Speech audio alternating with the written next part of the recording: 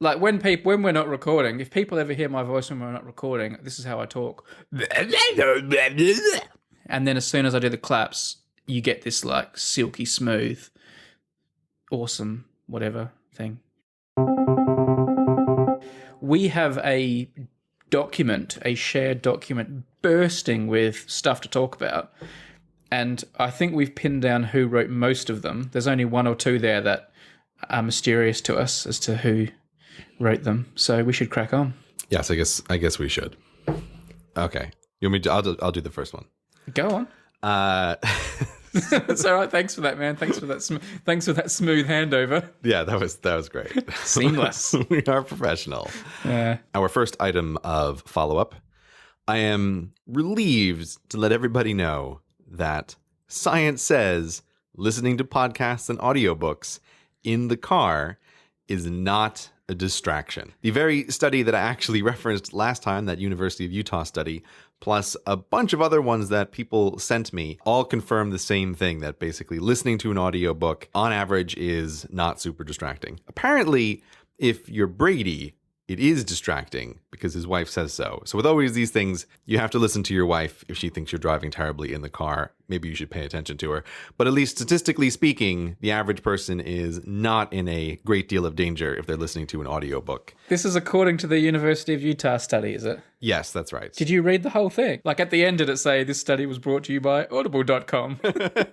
No, it did not. But I was happy to see that it was not just this single study, but there were a number of studies that were confirming the same thing. They didn't give a mechanism as to why, but I'm still going to put down my guess as the theory that the no social obligation allows people to tune stuff out immediately, as opposed to actually listening to another human being. But that is just me totally guessing. I have nothing to back that up, except my gut feeling. But you apparently are not allowed to listen to podcasts and audiobooks in the car, Brady. Oh, no, I still do. Apparently, my driving's just not as good. But like I said, my wife's always complaining about my driving, so... Oh, okay. So you're just a terrible driver. That's probably it, yeah.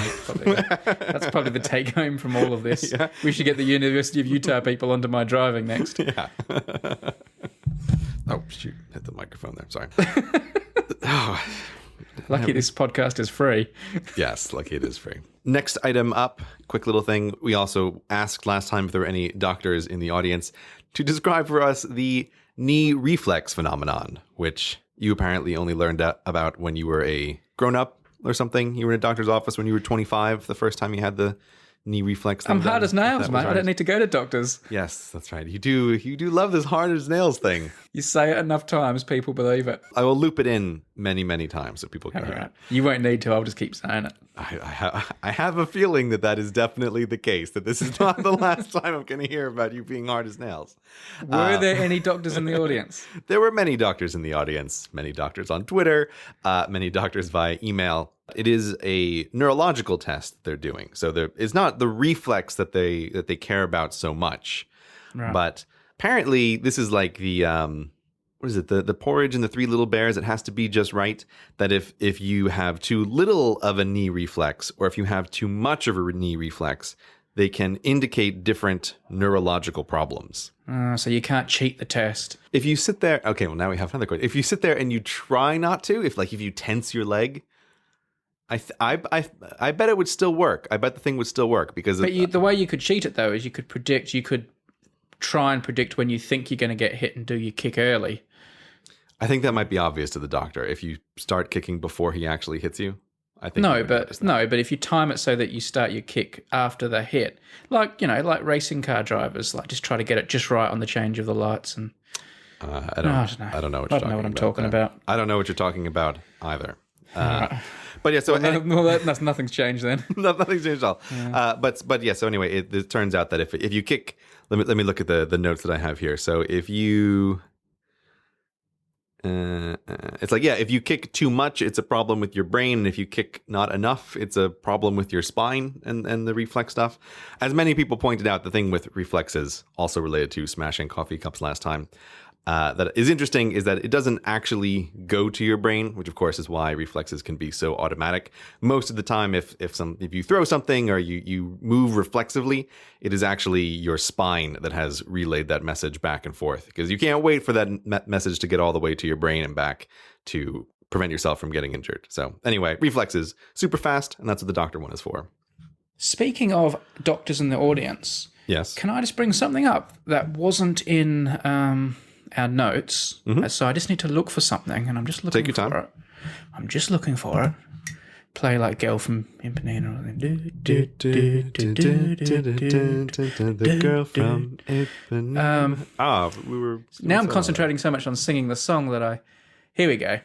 An episode or two ago, I think I sort of jokingly said, it might have been last episode actually, I jokingly said that, lawmakers and legislators listening to Hello Internet had responded to something Gray said, and some throwaway line.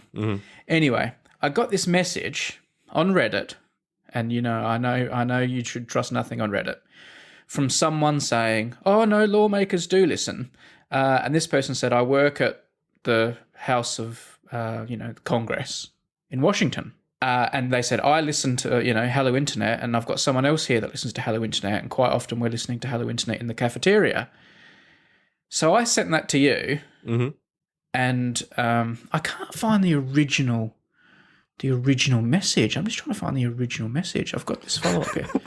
I'm scrolling through my iMessage to try and find this image. Yeah, you'll find it before me. Yes, but as I'm scrolling to try and find it, there's only two things that I'm scrolling past. It's pictures of dogs, and then there's a picture of a pizza, right, or other food items. It's like it's just dogs and food on the iMessage from Brady. Find a message, because I don't know how to work Reddit well enough to find the original. Hang on.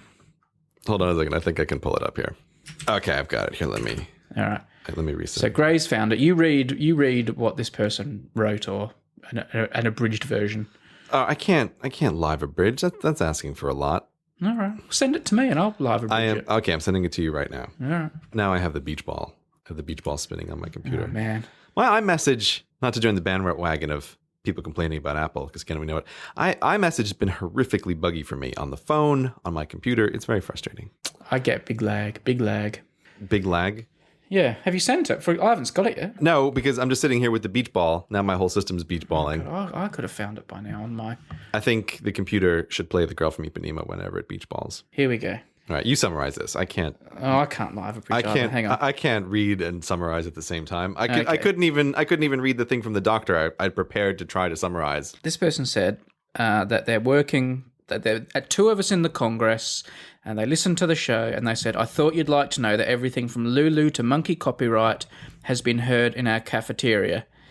You might make jokes about things, but you do have listeners in places more than you could imagine, etc. It was a very nice, flattering message. But because they said, we're listening to it in the Congress and stuff, I was like, oh, well, okay, they're probably like, staffers, or maybe they're, they work in the cafeteria or something. They could have some service job there or something. So I jokingly replied to this person, do you wield tremendous power there? And then this person replied, basically saying that they're a congressperson. Like a member of the Congress. It is on the Reddit. I don't know how much you can trust this. Exactly. So this is what I don't know what to do. It seems quite genuine, but then I'm thinking Reddit's full of people who are silly billies and take on personas.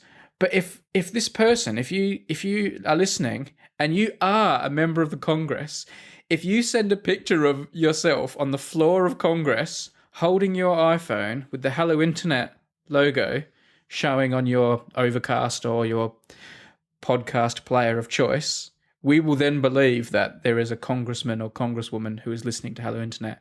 And that would be a little bit exciting. Wouldn't it? That would be a little bit exciting. See, I know it's probably fake. In fact, I know it's almost definitely fake. But, This is the fun of the internet, though. You never know what's real, what's not real, it's like the whole internet is filled with just pranksters. So maybe it's real, maybe it's not. And then what will happen is we will get a photo, and then we'll be convinced it's been photoshopped or faked, or we'll never know. We'll never know. You can tell from the pixels if it's been photoshopped. Everybody knows that. Do you think it's possible that there's a member of the Congress listening? I mean, are you asking, is it possible? Of course it's possible. Well, of course it's like technically possible. Well, It's isn't like, that what you're asking me right now? Is it possible? Yes, it is but you know what I mean. entirely within the realm of possibility. It's possible that the president listens to Hello Internet. That he has it set on his iPhone so that Overcast sends him an announcement the instant that a new show is there, and he listens right away. That's entirely possible. I don't think it's very likely. Yeah. Now you've put the idea that the president's listening into my head. You have just these grandiose visions of how far your work in all its forms reaches. I think this is very interesting. I assure you I don't. I think you have celebrity issues. That's what I think you have. Yeah. I assure you I don't. I assure you that no celebrities or important people consume anything that I create. Can we move on now to White House follow-up? Can we move on to the that's next? speaking of the president. Yeah. So if you can click the link that is in the show notes. Someone on the Reddit pointed out, which something I did not know, that the Resolute desk is not the only White House desk. No. You might know this, I guess, because you're a big White House nerd. But I was interested to discover that there are 6 desks that have been used by presidents in the Oval Office. And of course, Wikipedia conveniently has a link, conveniently has a list of all the different desks. And yes, the Resolute desk is the one that's used most recently. And the C&O desk was used least. It was just used by George H.W. Bush. Nobody's used it since then. So only one term for the C&O desk. But yeah, it's the Resolute desk. There's the Wilson desk. There's the Johnson desk. And there is the Teddy Roosevelt desk. Oh, and the Hoover desk, it looks like. And they have pictures of all of them. It's interesting to see. Yeah. I have to say, I said in the last podcast that I like my White House trivia. Since saying that and delving into a few of these links, I realized I know nothing at all. Like I have a lot of Wikipedia rabbit holes to go down over the next few weeks before I can. Yeah. Wikipedia just goes on forever. It's pretty interesting, isn't it, reading about these desks and like a fire, was it an Oval Office fire? The first Oval Office constructed in 1909, rebuilt after a 1929 fire and demolished 1933. Current Oval Office completed in 1934. Do you see that picture of the Theodore Roosevelt desk in the Taft Oval Office? Yes. Gosh, that Oval Office looks pretty crappy, doesn't it? It looks like a very powerful grandma's office, I think is the way I would describe it. No, it looks like a lobby in like a 70s hotel or something. Yeah, it looks very grandma-y.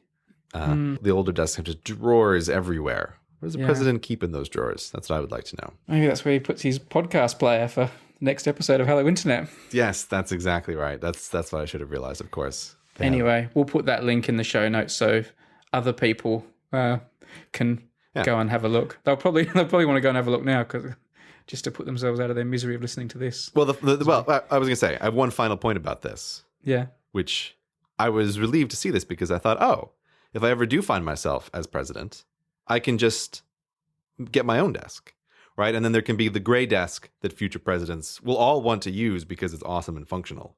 But I don't have to use, the traditional president's desk. It looks like if you want to, you can just say, no, I'm going to get a new desk, like George H.W. Bush did. So, what would the grey desk have that, could it have any special features that the others don't have? Could you describe what the grey desk would be like? Your fantasy desk. What's your fantasy desk look like? I wouldn't want any drawers, that's for sure. No drawers? No. I don't want any drawers. The desk I'm sitting at right now doesn't have any drawers. What do I need drawers for? Where do you put like pens and paper clips? Paper clip. What papers do I have to clip in this office? Where do you put all your old iPhones? There's like a electronics drawer that my wife and I have in the bedroom. Ah, you do have a drawer.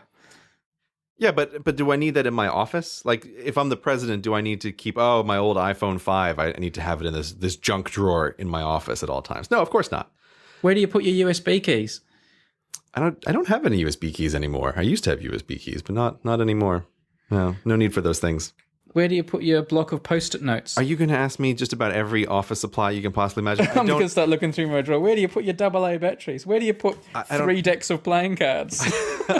I have neither Post-it notes nor 3 decks of playing cards. What are you doing with 3 decks of playing cards in your office within arm's reach, nonetheless? What is the circumstance where you're sitting there thinking, you know what I need? Not 1, not 2, but 3 decks of playing cards, and I need them so accessible that I don't want to have to stand up to get them. You stay tuned to Number File and you'll find out soon enough, my friend.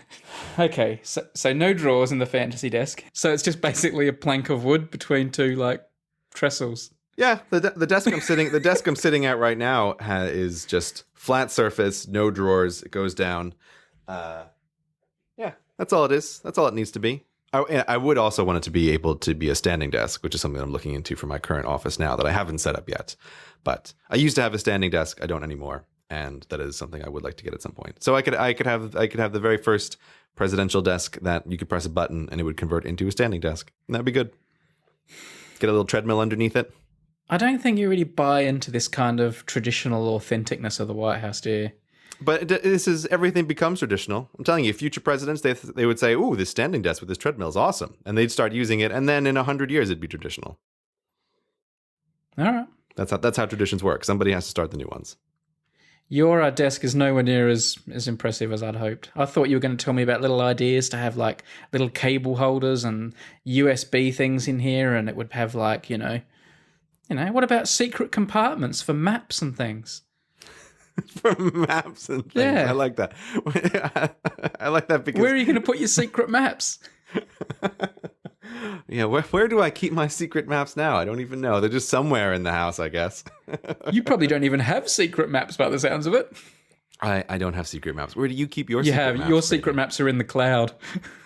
I don't think I have any maps. I don't...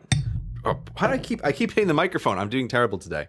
I don't think I have any I've got a design suggestion for your fantasy desk. It involves microphone placement. Yeah, that could be better. I need something coming down from the ceiling maybe for the next place. Anyway, if you became president, would we keep doing the podcast? Yeah, I like doing the podcast.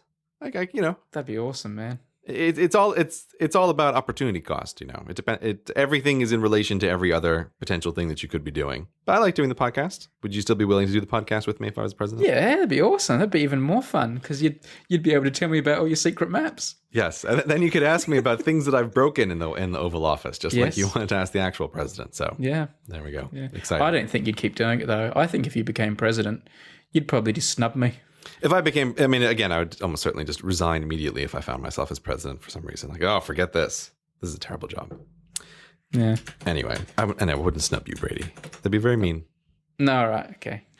What do we got next? McDonald's. I thought this was something for you. 2, right? I saw that. I clicked on the link before you even told me about it. That's how excited I was when I saw McDonald's in the show notes. So do you want to describe then what this is? Because this screams to me Brady Haran. Well, it was this thing it's this website called Hack the Menu, and it's this link to the secret McDonald's menu, and you click on it, and it's just got this list of things you could buy at McDonald's, like that you don't know about, like burgers and things, and they all a lot of them seem like sort of extreme things that you wouldn't that you'd see on like those extreme eating YouTube channels and things like that.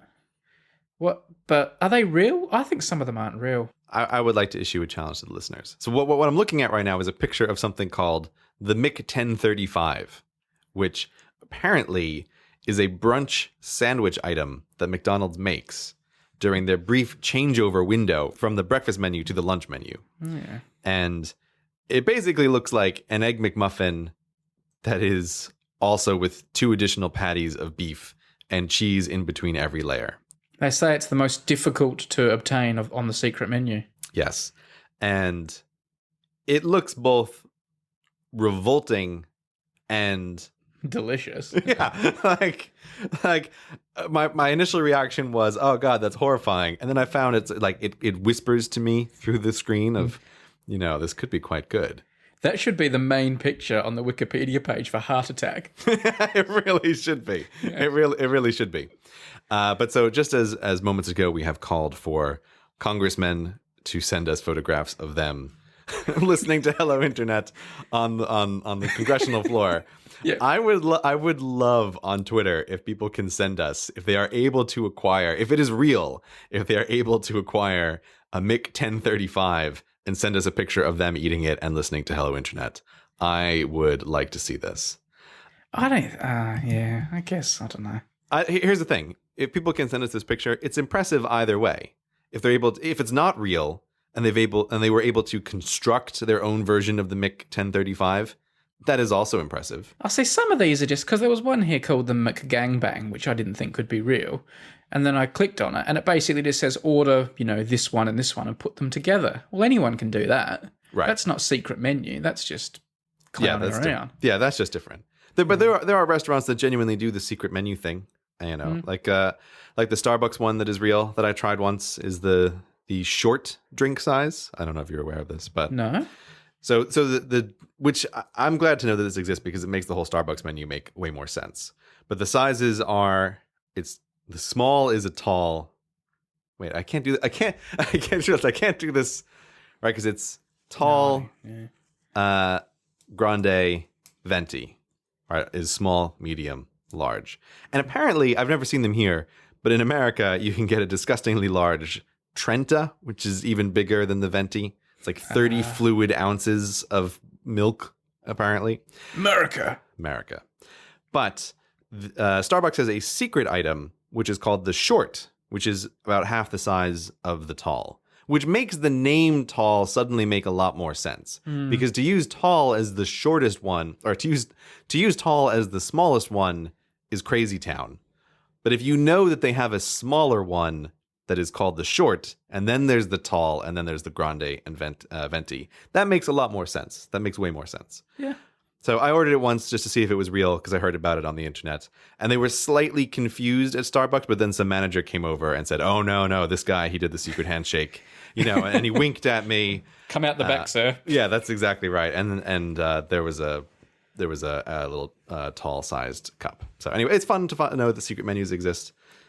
But so I would not disbelieve the notion that a person could get a MiG 1035, and I want to see if people can do it, if it's real.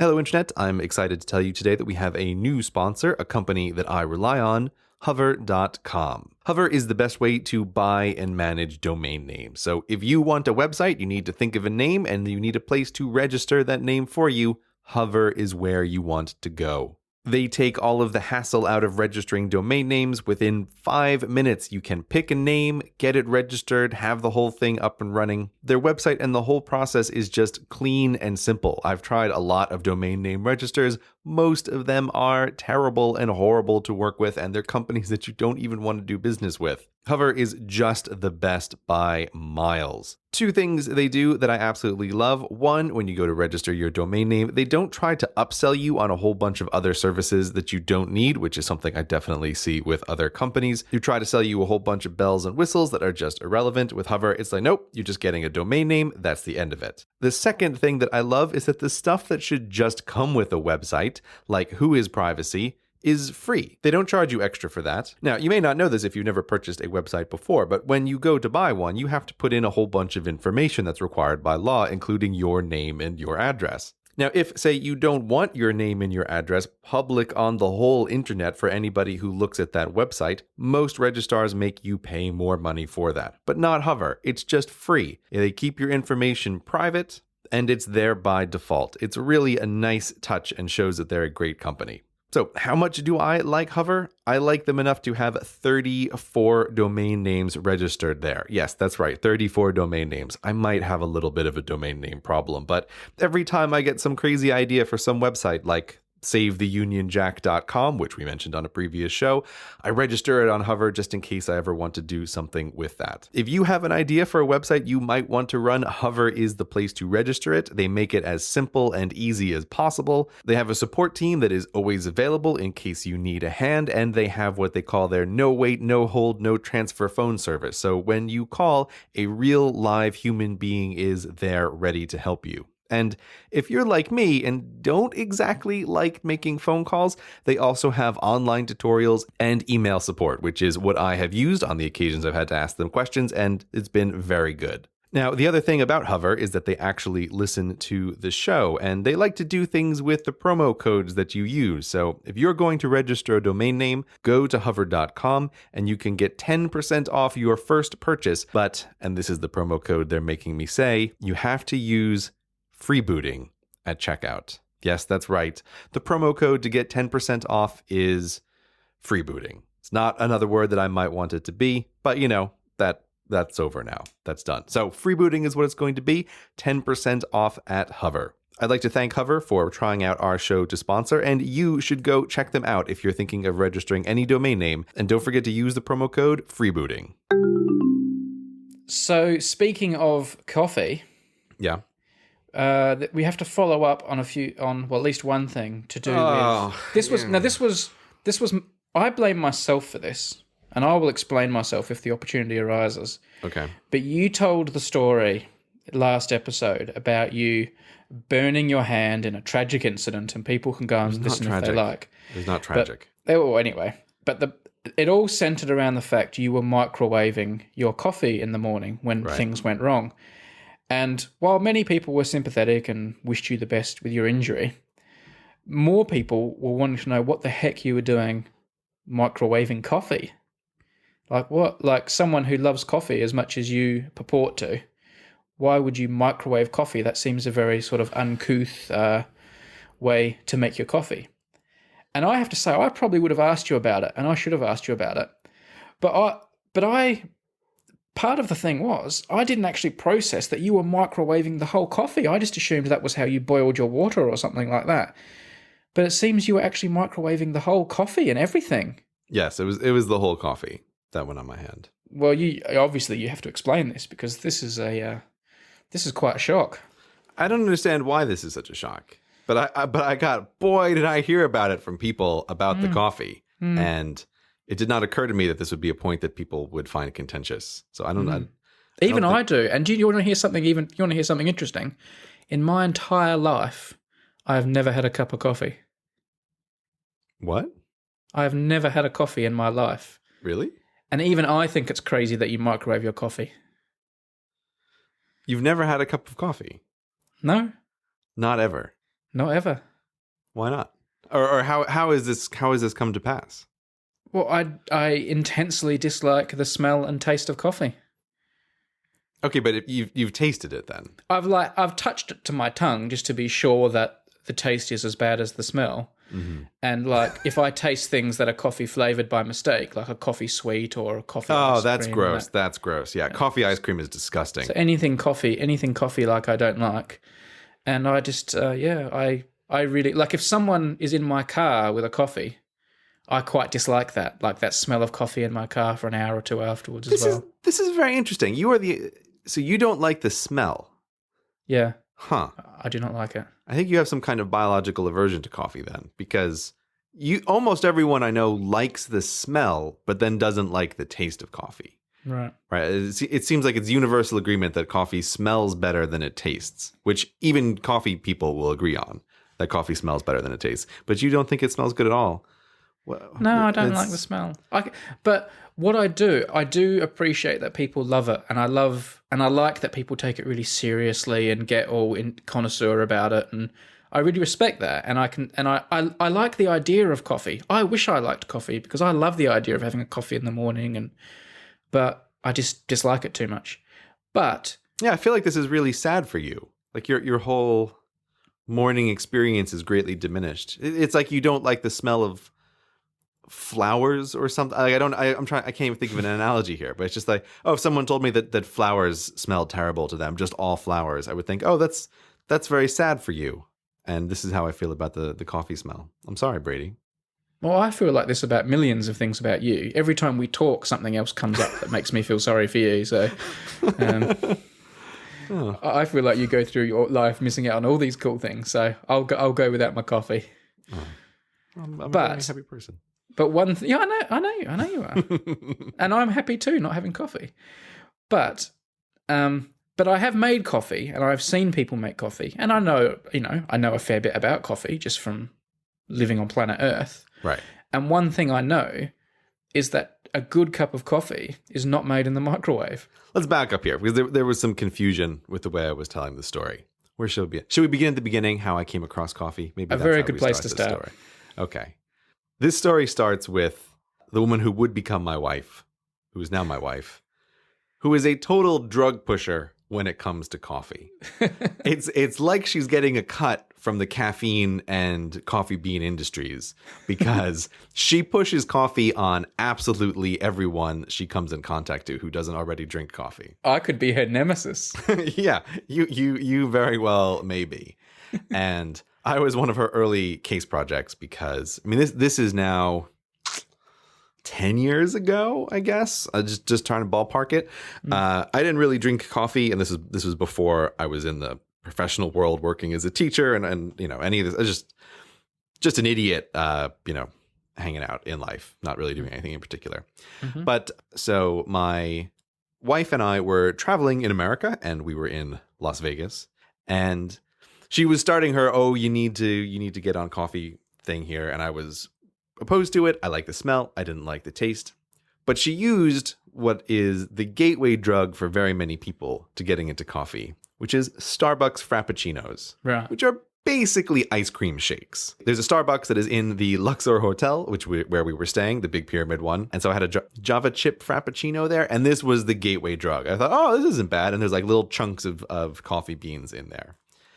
And from this, my wife kind of got me hooked on those and then eventually transitioned me into coffee. And so I've gone through like a whole bunch of phases, and I'm in a new phase now. But I went to like lattes. For a while, I did drink instant coffee when I was a teacher, which people find absolutely horrifying. But you got to do what you got to do. You need coffee all day long, and you need it right away. And you can't possibly have like roasting stuff in a school. But yeah, so I drank lattes, and now I am drinking actual coffee. So if we go into our kitchen, I was looking at it today, and there are, I think, depending on how you want to count it, 4 or 5 pieces of equipment that are related to coffee production that are there. So we have a drip coffee pot. We have a burr grinder. My wife also has one of those machines that has the little capsules that you put the capsule in and it makes the coffee. I don't know if you know about this. Yeah, I know that. You know, I forget the name for them. I can't remember. People will know. They always make me think of, have you ever seen RoboCop 2, Brady? I believe not. Oh, there's a drug in that movie which is sold in little capsules. It's called Nuke. And every time I see the little coffee capsules, it's just something about it reminds me of the Nuke drug that everybody is buying in tiny little capsules in RoboCop 2. Anyway, RoboCop 2, add it to your movie list. But yeah, so we have a whole, like all this coffee paraphernalia. And now I used to have like the routine was down very well, but then my wife introduced more equipment. And it's like, the coffee routine has to change. Like she introduces each piece very slowly because she knows I need to adapt over long periods of time. Gosh, you weren't joking when you said you were going to start at the very beginning, were you? I'll cut this down in editing, I swear. But I'm sure people will be loving it. I'm sure all these coffee connoisseurs will be going, "No, stop more! Give us the bonus DVD edition. I want to know everything." But yeah, so now lots of times when I make coffee, I find myself in the position that we have this like vacuum container for the beans, and then I put it through the burr grinder. I don't particularly like the burr grinder because it's really loud, and I feel like first thing, like it's 6 a.m, I'm trying to make a cup of coffee. I can't deal with the burr grinder that early, but apparently now I have to use it if we're making coffee. And then it goes through the drip coffee machine, and we have like pots of coffee. So we make actual real coffee. And when the hen story occurred last time, this is where people do get slightly horrified that we had I've gone through the process of making real coffee, and I had drank real coffee earlier in the day, and then I was coming to a pot of coffee that was sitting there that I needed to heat up because it had just been sitting there for a while. So you could have just said I was reheating like nice coffee in the microwave. You probably didn't need the Luxor part of the story. No, all of the story was absolutely necessary. All of the story was I'm gonna. Don't worry, I love the details. Here's the thing. We'll cut out all this. No, don't you dare. Don't you dare. I want people to know how hard you went on that story. I don't want people thinking you just glossed over it like Mr. Cool. I want people to know that you agonized over this and told your life story leading up to the moment you reheated some coffee. I also feel that the length of that story was proportional to the number of emails I received from horrified people worried that I had made instant coffee. And I people, didn't think you had made instant coffee, but I still think microwaving it just doesn't seem right to me. It seems, I don't know. It still seems wrong. there's another point to this, which is that for me, coffee is a very important part of my workflow and the routine of working and just kind of getting stuff done. And precisely because of that, slightly working against my wife a little bit, I have resisted becoming a very fussy coffee person. I don't want to get too fussy about the coffees because I feel I also need to just be able to drink coffee anywhere in the world. And so I have a threshold, which is basically Starbucks filter coffee. I need to be able to drink that. And I can't get fussy to the point where I become one of these people who won't drink Starbucks filter coffee. If I reach that stage, then I'm really in trouble. So I intentionally kind of don't get super into coffee, even though people might think I would be the kind of person who would be.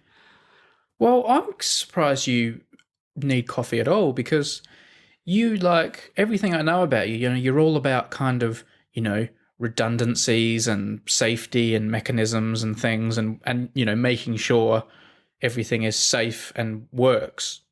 And making yourself dependent on a drug seems to go against the CGP Grey I know, who would never want himself to be dependent on anything. You're all about what you're like. You don't want to be too dependent on one platform or one thing of this and one thing of that.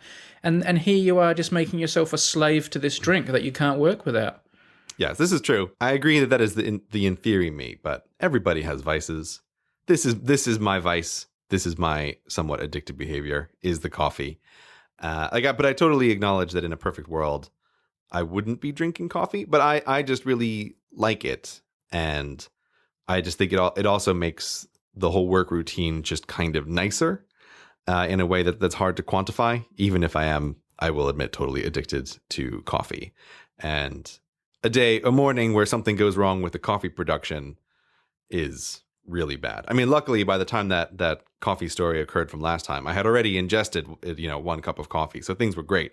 But it would have really been a disastrous day if that was supposed to be my first cup of coffee.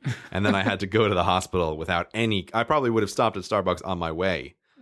I'm pretty sure I would have done that. I would have stopped at Starbucks on the way and be like, okay, listen, I need a filter coffee to go. And now I'm going to sit in the A&E and hold the Starbucks in one hand as I tell the doctor that I burned my other hand with coffee. That's what I would have done. That's how that would have worked. When you told the doctor what happened, this sort of superheating thing, what did they say, by the way? Did they say, oh, yeah, it happens all the time, or oh, you poor thing, or you idiot, you should have been more careful? No, the dude just seemed totally nonplussed. Like, this happens all the time. Yeah, but it does, yeah. I mean, that's just the way it is with doctors. Like I said, we've been there a couple times before with relatively serious stuff, and they're always like, oh yeah, we see 20 of these a day. But it's like, oh, this is a horrifying moment in our lives. It's a terrifying trip. It's like, whatever, you're my third and it's not yet lunch. That's what it's like for doctors. But yeah, so anyway, coffee, you need to be able to drink it anywhere in the world. I don't want to get too fussy about it. But unfortunately, I do recognize how good coffee can be, which is something I kind of tried to avoid for a while. But so now I can be like, oh yeah, that's, Jamaican Blue or Kona coffee. Like, I can definitely taste the difference, especially now that I don't drink coffee with sugar in it or anything. So I can really notice it. And I think, this is getting a little too close to being a coffee snob. Yeah, you got to stay off the good stuff. Yeah. All right. We're cracking through the follow-up here. Are we? No, we're not. We're not at all. Not. This is not. Oh, God. When a follow-up item involves you telling the story of how your wife introduced you to coffee, we're in trouble. I know. We have to, what we have to do? We have to eventually get to the YouTube thing, which you teased last time. And so now I find we have to rush through stuff because we're chained to that because of you saying we were going to do it next time. So since when do we do what we say we're going to do? We told people we were going to review Black Mirror one episode and then we just didn't. And we did it the one after. Yeah, and that wasn't good either. People were angry. People didn't like it. I didn't hear a lot of anger on that one. Each angry comment burns deep when people are expecting something. All right. So we'll skip over that. We'll skip over one. What's this next thing? Very minor. What do you got here? Oh, okay. So I have something exciting for you. You're right. I have Plane Crash Corner. You can't do Plane Crash Corner. I am doing Plane Crash Corner. That's my thing. Come up with your own corner. I found something for Plane Crash Corner, and I wanted to bring it up. Oh. You see, I thought you'd be excited, and you're just disappointed. Okay, fine. We won't do Plane Crash Corner. No, come on. Hit me with your plane crash. No. I thought you'd be really happy, and you're not really happy. You're disappointed. Oh, I was joking. I am happy. Although I did say we weren't going to do Plane Crash Corner this week because we went so hard last week that I felt bad for all those people who listened to us on flights. Yeah, we did go a little too hard. You made my wife all nervous. You know, we have some flights coming up, and she was like, I shouldn't have listened to that Plane Crash Corner. Like, yeah. Part of that makes me feel bad, but part of me feels a little bit warm that your wife was listening to Plane Crash Corner. It's like I'm sharing the love. Yeah, she listens to the podcast. She was listening to it literally right before I was recording this. I just play my wife bits of the podcast that I think she might like, and she gets angry when I play them. Yeah, so that doesn't go over well. Yeah, like something will happen, and I'll go, "Oh, you should listen to a part of the podcast. We talked about that." And she's like, "No," and then I play it, and she's like, "No." And your wife listens to the whole episode, even Plane Crash Corner. Yeah, she feels the episodes are too far apart, and she gets on my case. She keeps going, "When are you going to make another episode?" So she really wants them. But she can talk to you anytime she wants. She can do Hello Internet live. She can, but she also, as we were just discussing before I got on the microphone now, she often finds herself sympathizing with you, Brady, and listening to I think she enjoys or has sympathy for listening to you sometimes deal with me in particular ways. And so she's like, "Oh yeah, no, Brady, that is really frustrating. Brady's frustrated with you here. I would be frustrated with you there as well." So I think that's why she likes listening. She feels my pain. Come on then, Gray's Plane Crash Corner. Let's have it. Anyway, no. This is just follow. The Plane Crash Corner is still yours. This is not my Plane Crash Corner. This is probably the only time we might do this podcast for 100 years, and I will never have anything to bring up in Plane Crash Corner. But I'll send it to you on iMessage now. Wow, and you've been holding this back too. This is like a little Christmas present. Yeah, it kind of is. All right. Not really. This is the kind of Plane Crash Corner that I would send you. When you see it, you'll see what I mean. Okay. It's come to my phone and not my computer, but anyway. Oh, we gotta fix this. No, it will come to my computer, but like in about 5 minutes. Oh. It's not my fault. Okay, you have sent me... It's very Han Solo of you. That's right. Would it help if I got out and pushed? It might. You have sent me a pie chart. Yes, this is my Plane Crash Corner, is this pie chart. Which seems to show, I'm assuming that's fatalities, is it? Yes. I found this on the Data is Beautiful subreddit, and I thought this was interesting. This is all aircraft fatalities in 2014. Mm-hmm. And the thing that I think is really interesting about this is the two Malaysian airline flights, which you have spoken about endlessly on Plane Crash Corner. Those two flights made up 44% of all of the plane crash fatalities in all of 2014. Well, that just justifies the amount of time I gave them on Plane Crash Corner. Does it? I'm not sure that it does. Yeah. Perhaps it does. Plane Crash Corner does still seem a little long to me sometimes. However, I didn't even want to do it this week, and you're doing it, so I don't know what you're talking about. But I'm bringing it up because I feel like this pie chart is a nice reminder, a nice visual reminder of how safe airline travel actually is. That, by the way, that thing just came through on my computer now. That's the lag I'm dealing with here. Great. Thank you for that. I'm glad you brought that up right now. Thank you. I'm just, that we don't have to be all professional. I want, people should know how this podcast unfolds. There's no varnishing this, man. This is how it is. Warts and all. If we have any problems with the perception of this podcast, it is that it is too professional. So you are right. It is good to make sure that people can hear all of the little things that we deal with when trying to talk to each other over computers, which we're really bad at. We really struggle. Like, we have to insert all these problems falsely. Otherwise, we're just too damn professional. Yes, that is not at all the case. Your pie chart, you were saying your pie chart highlight, you were going to say basically plane crashes are no big deal and flying is very safe and let's all have a group hug. But not the last part. No, not the group hug. But the rest of it is, yeah, because it's something like 1,100, 1,200 fatalities over the course of 2014. And then the 2 Malaysian flights together are about 530, Hey, 40 I'm on board. casualties. I'm on board. Between now, when we're recording this, and when people listen to this podcast, I will have been on 3 long-haul flights.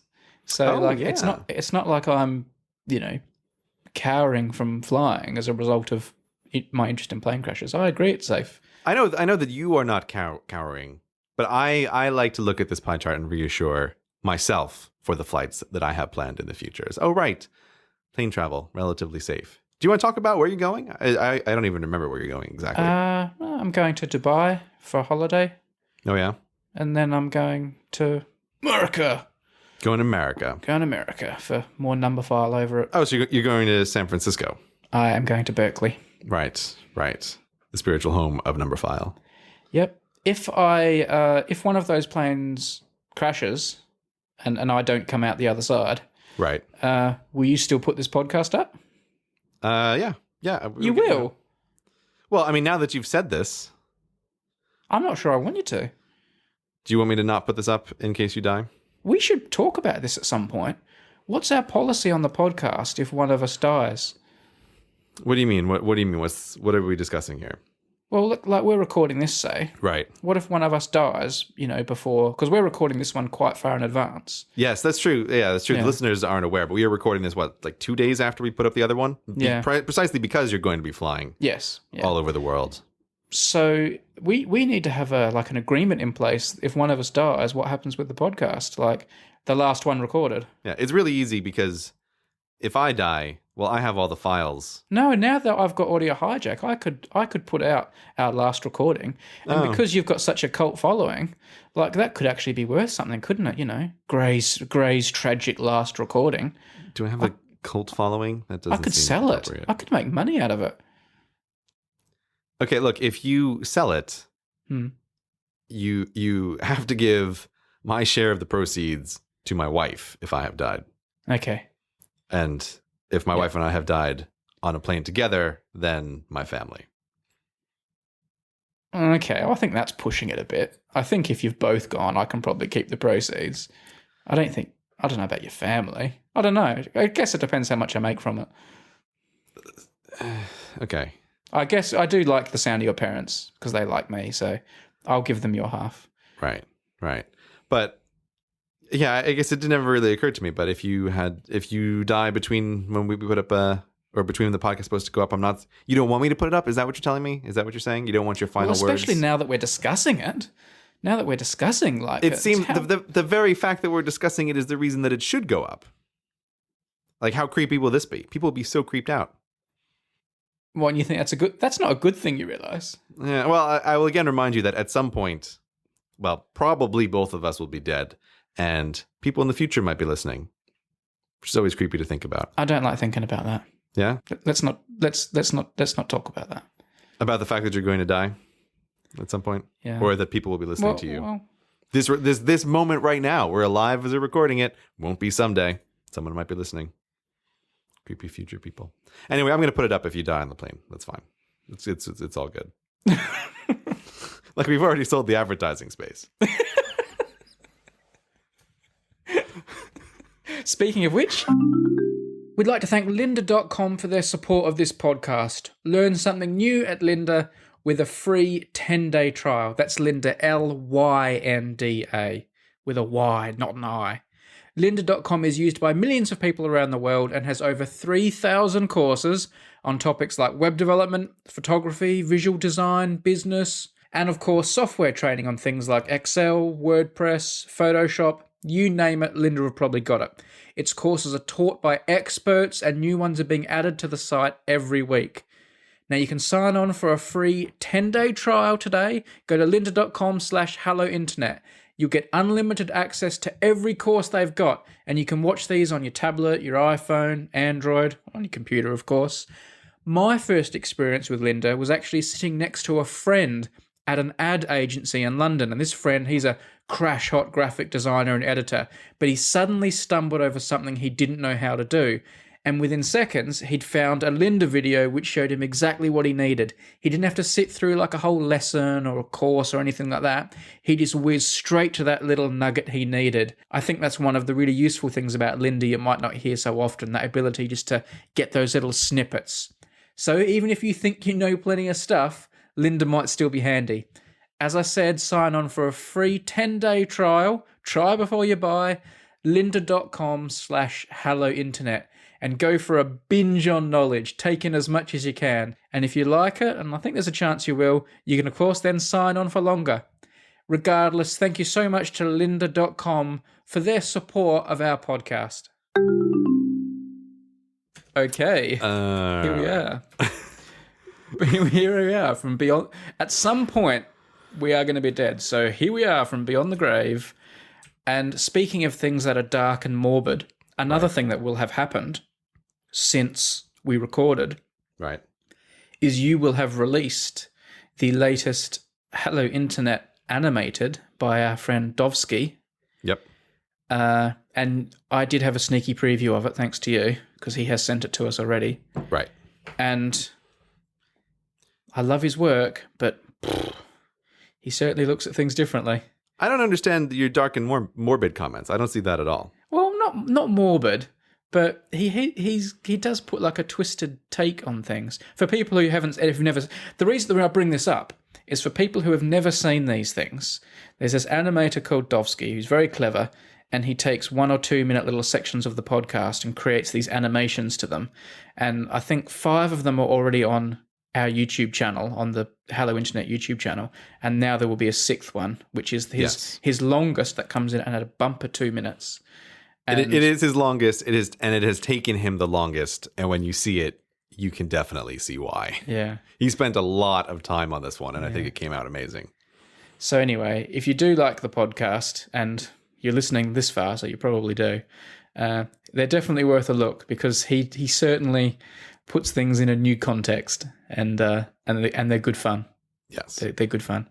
You think they're a good way to introduce people to the podcast, don't you? This is a perennial problem that we have and I see it online when people talk about the podcast. It's always the same. People say, oh, I listen to this podcast. I really like it. But it's very hard to explain to somebody else why they should listen to it. It's very, I mean, we have the joke that, we dominate the two dudes talking category that does not actually exist. But it's very hard to say to another person why they might want to listen to this podcast, because it doesn't fit a topic. And you can't say, oh, it's not about anything in particular. So my feeling is that when people try to introduce somebody else to the podcast, those Dovsky animations are probably the best way to do it, because you can get some sense of who we are and think like, oh, I like this little animation. Maybe I'll listen to the whole thing. Yeah. So I think they're like a nice little movie trailer. Yeah, maybe for a movie that's way longer and boringer and an entirely different kind of tone and context. But yeah, I guess they're like a movie trailer. You're saying it's more like it's a way of tricking people into listening by promising them that's one thing and then it's something completely different. It's a way to get them started, I think is the way to put it. All right. But it might be partly a trick. He makes us look way funnier than we actually are. Oh, definitely, yeah. Well, he makes us look mildly funny, which is quite an achievement in itself. Yeah. Now, we're not funny at all because we've been talking about our own mortality for the last 20 minutes. Basically, yeah. So the last 2 days for me have actually been dominated by Hello Internet business. Oh, yes. You've been very busy. I thought I'd tell people a bit about what happened, just partly because, well, no, I've got nothing else to talk about, but also it does involve Hello Internet, and also maybe you'll have some input or people will have things to say about it. Mm-hmm. Now, it's going to come across as a bit of a humble brag at times. Just before you all start giving me #humble brag, I'm just letting you know I'm aware of it. Mm-hmm. Anyway, we released our small number of tickets for this event we've been talking about for a month or two now, where people can come and watch Star Wars at Bristol Zoo with you, me, and David Prowse, who played Darth Vader in Star Wars. I bid and won in an auction on the right to watch Star Wars with David Prowse at a charity event a few months back, and it was supposed to just be for me and a handful of friends. But I spoke to the zoo and I spoke to David and said, could we turn it into this Hello Internet thing? They both agreed because it was a chance to raise more money for penguins, the zoo's penguin conservation fund, basically, for South African penguins. But it was still going to be a very small event, and it still is going to be a very small event. And this is what has caused problems. Because I was going to say for reasons unknown, not for reasons unknown, meeting David Prowse is awesome. So a lot of people want to come to this event, it turns out. I didn't realise just how many people wanted to come until a couple of days ago. So basically at midday on a Tuesday, we released an email address, a secret email address to our Patreon supporters to get the first half of these tickets. And the idea was then the next day, on the Wednesday, we would release another secret email address to everyone to get the other half of the tickets. We thought, and I still think it was probably the best way we could do it. So at midday, you posted the email address onto Patreon because you have the control over that. And within 10 seconds, all the tickets were spoken for. Like in the inbox, like people obviously had the email already written with all the things they had to write. Yeah, that was the impressive part. Is people were preparing in advance for this. And as soon as they had the address, they pressed the button, so I had their name and phone number and details, and so there were people who had on the Tuesday, there were people who had emailed, instantaneously within 5 seconds, right? Who were then getting rejections saying, "Sorry, you were too slow." Yeah, I told you because I put the thing up. And you jokingly instantly sent me a message saying, "Oh, no emails yet." And then not 10 seconds later, you sent me a message saying, "We're sold out." I said, it felt like we were selling WWDC tickets or something, where Apple puts up the tickets and it's bam, 7 seconds, they've sold thousands. 7 seconds, I wish. God, I mean, obviously we're not selling thousands, that's the problem. But yeah. But anyway. It seemed a crazy short amount of time. Yeah, I mean, we released it we said we were going to release the email address at exactly midday, and we did, to the point where we even got the official, nuclear clock out to make sure it went up at midday. I had the atomic clock up on my screen, and as soon as it hit 12, boom, I pressed it, and like you said, 10 seconds later, we'd sold it. Like if you looked at my Gmail account, all the emails were all date stamped, 1200. So it was oh gosh. So anyway, I emailed, everyone back and said, "Sorry, you've missed out, but you can have a go in the public, for the other half now."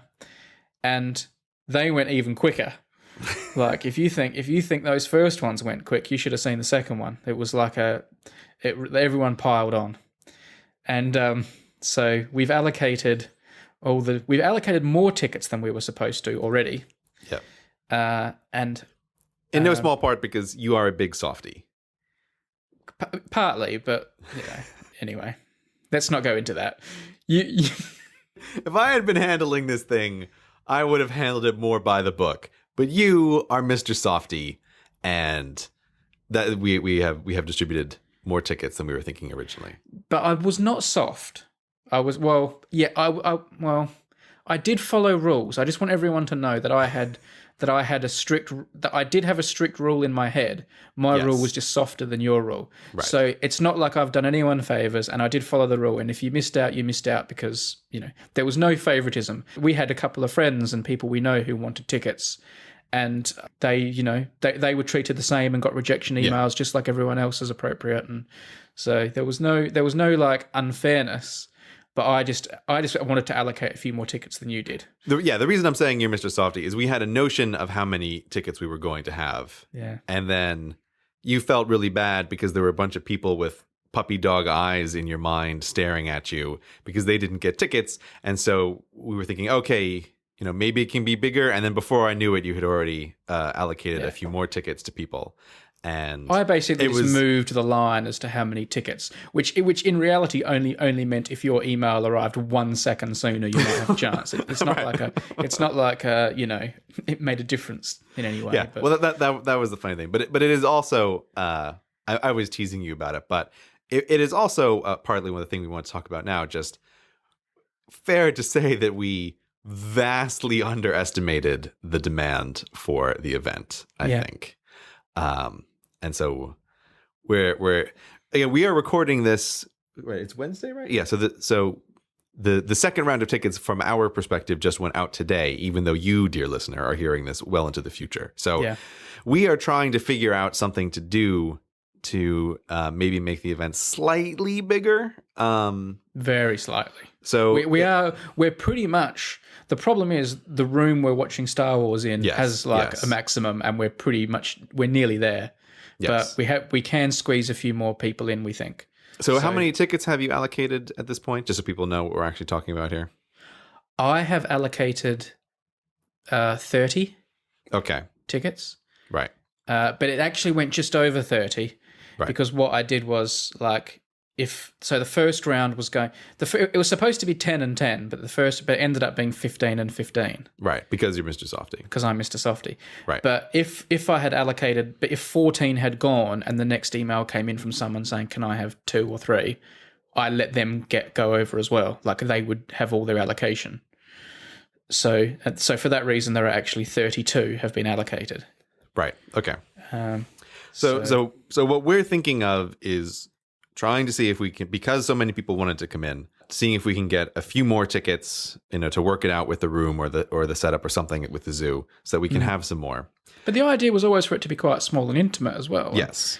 And in fairness to David Browse, he had just agreed to me and a few friends, so it's kind of, we don't want it to spiral out of control. But we are going to rustle up a few more tickets. Yeah, but we're not like removing this to Royal Albert Hall or anything. That's not what's going to happen. We're thinking, a handful more tickets at most if we can. Yeah. But so now we don't at this moment we don't exactly know what we're going to do. We're not going to do that email thing again because that was really cruel. It was cruel for me to watch happen before my eyes.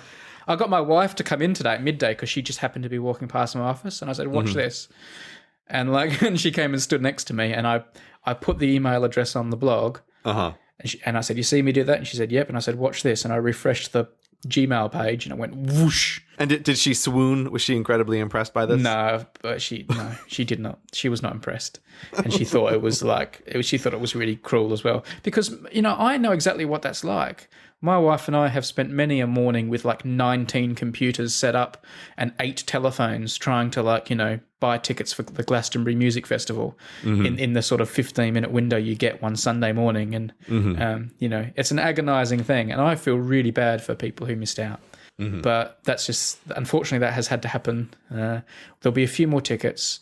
And I think we're heavily leaning towards auctioning these tickets. Yes, well, you feel very badly about this, but how I feel is that there is a market failure here. And so what we have is very high demand for a very small event that is also very difficult to price correctly. Yeah. This, to me, screams auction, right? This is what an auction is made for. Don't know what the price should be? Is it a one-time kind of thing so you can't figure it out later? And do you obviously have way more people who want to show up than can possibly show up?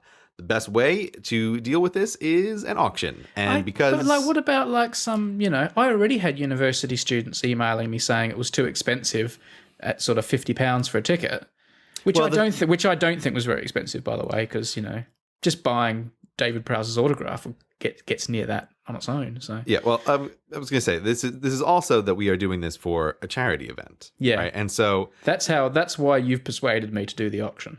Yeah, I mean, just think about it this way, Brady, because since you're Mr. Softy, we could have just given all the tickets away, but then the poor penguins would be looking at you with their big puppy dog eyes, chewing on a fish bone because they don't have anything to eat, crammed into a tiny box. Yeah, but they can't tweet or email me. They're not going to email me though and complain. I would have the zoo send you photos of sad-looking penguins if you gave away all the tickets for free. There's going to be an auction for the remaining tickets if you're interested. I think we're not at this moment. We're not 100% sure that's what the case is. The case, so check the description. Things might have changed, but at the very least, I would like to set this up as an auction because I think then that there's only a few tickets left, and then this also gives us the opportunity to raise more money for the zoo instead of less money for the zoo And if you're like a crazy person who super loves Darth Vader, Hello Internet, and penguins, and you're rich, like you can, maybe spend a whole bunch of money on this event and be really happy. Like you'll be happy too. It's a perfect storm if they're your interests. Yeah. If your interests really are Star Wars, penguins, and Hello Internet, and you are a venture capitalist or something, or a congressman, or a congressman, yes. We did have. You were telling me we actually had like people trying to come from abroad. Like, I think some of the tickets have been allocated to people in other countries. That's crazy. But there were people like I think there was Korea and like United States and Canada, and I was like, look, because I don't know where they're from, but I was looking at their phone numbers and looking up the international codes, and it feels weird people wanting to come all the way from like Asia and then getting an email saying, well, you're not coming because you can't have a ticket to the little room at the zoo. But that's first come first serve. That's the way it went. But this is what auctions are good for. I think you get irritated because you have sometimes asked me questions for solutions to various problems that are along these, and I'm always like, auction's always the solution. And I'm always surprised that places that sell tickets don't do that way more often, of having some portion of the tickets up for auction. I auction the brown papers from Numberphile when there's like a special one. That's so true. I'm not opposed to auctioning things, but this was just a bit of a different one. And anyway, it's caused me more distress than it should have over the last couple of days. And you have been a slab of granite for me to cry on. Yes. As usual. I think I have been exactly as comforting as a slab of granite would be as well. All right. The tears are rolling down the surface of my cold skin. Yeah. And I'm just thinking, sounds like an auction. That's what this sounds like. So if you did email, you will get an email about how we're going to allocate these tickets. And even if you didn't email, I guess you can still go in the auction because we can't keep the auction secret. So it's open to everyone. Good luck and look forward to seeing people there on May the 9th. Not May the 4th. I know May the 4th is Star Wars Day. It was not in my control to get the day. So you don't need to email me and say, oh, you should have done it on May the 4th. I'm not a fan of the May the 4th thing. I think that's dumb. I think it's disrespectful to Star Wars. Well, that's pretty intense there.